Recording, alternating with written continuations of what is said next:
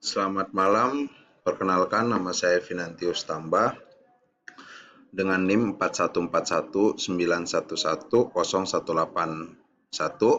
Saat ini saya akan mempresentasikan tugas besar 1 dengan mata kuliah kendali proses dan judul kendali kontrol PID.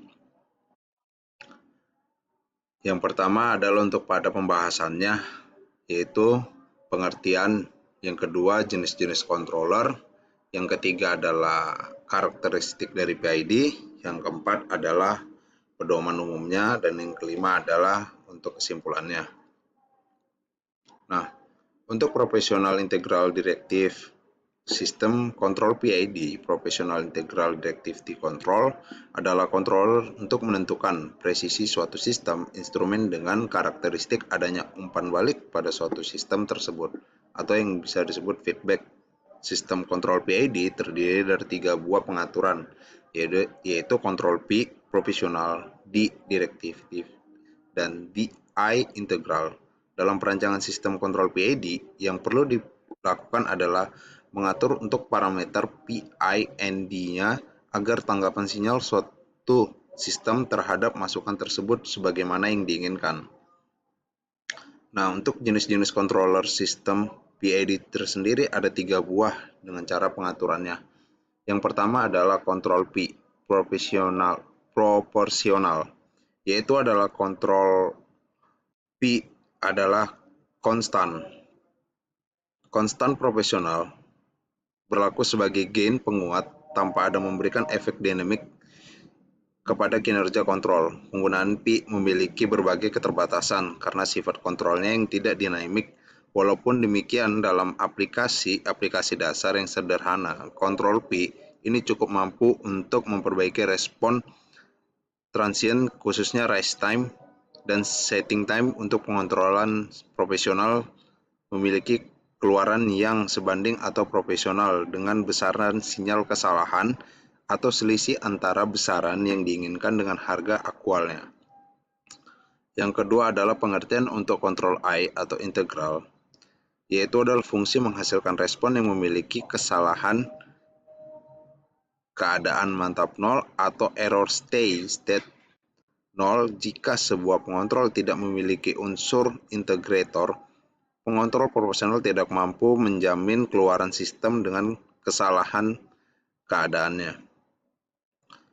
Nah, untuk yang keluaran integrate control I itu merupakan hasil penjumlahan yang terus-menerus pada perubahan yang masukan. Jika sinyal kesalahan tidak mengalami perubahan, maka keluaran akan menjaga keadaan seperti sebelumnya terjadi. Perubahan masukan. Sinyal keluaran pengontrol integral merupakan luas bidang yang dibentuk secara kurva kesalahan ataupun error. Untuk kontrol directive atau kontrol D, keluaran pengontrol diferensial memiliki sifat seperti halnya suatu operasional direktif, merupakan perubahan yang mendadak pada masukan pengontrol mengakibatkan perubahan yang sangat besar dan cepat. Jadi ketika masukan tidak mengalami perubahan, keluaran pengontrol juga tidak mengalami perubahan. Sedangkan apabila sinyal yang masuk perubahan mendadak naik berbentuk fungsi step, keluaran menghasilkan sinyal berbentuk impuls. Jika sinyal masuk berubah naik secara perlahan, fungsi rep-nya justru merupakan fungsi step yang besar untuk magnitudenya yang sangat dipengaruhi oleh kecepatan naiknya fungsi rep dan faktor konstantar KD-nya. Nah, yang selanjutnya adalah untuk karakteristik PID controller.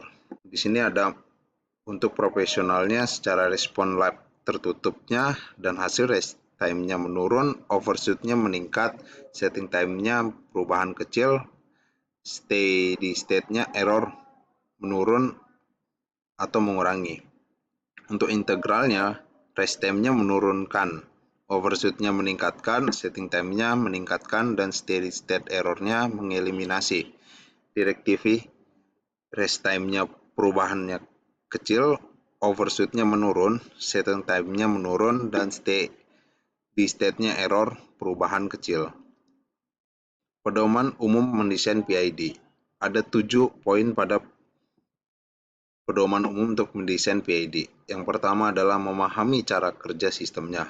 Yang kedua, mencari model sistem dinamik dalam perubahan direfisial. Yang ketiga, mendapatkan fungsi kontrol dengan menentukan konstantan KP, KI, and KD. Menggunakan fungsi ahli yang sudah didapat dengan cara aksi pengontrolan. Yang kelima, menguji sistem dengan sinyal masukan, fungsi langka, unduk, dan impuls dalam fungsi ahli yang baru. Yang keenam, melakukan transformasi Laplace balik untuk mendapatkan fungsi dalam kawasan waktu. Yang ketujuh, menggambarkan tanggapan sistem dalam kawasan waktu. Dan untuk kesimpulannya, ada 2 poin.